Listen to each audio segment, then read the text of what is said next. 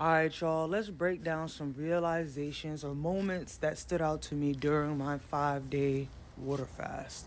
As you guys know, I was supposed to start my new job 2 weeks ago, but it got postponed because my Corey check didn't come back in time. This was frustrating, but I ate it. I understood that it was nobody's fault, and we moved. Unfortunately, the job only does training every 2 weeks, so I had to wait 2 weeks to start. On the second day of my fast, I get an email at 5 p.m. stating that it was necessary for me to complete some documents in order for me to start on Monday.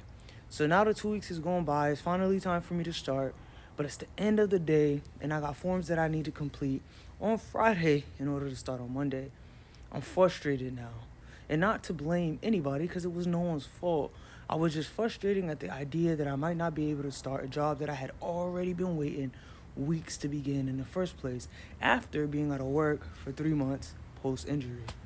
My initial reaction was anger.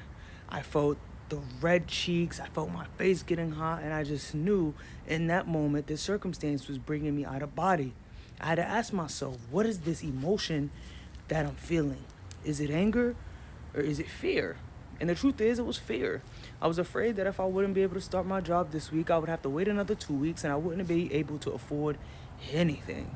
I'm running out of money, and it made me feel insecure, unstable, as it should. My feelings were valid, but my response didn't have to be that of anger.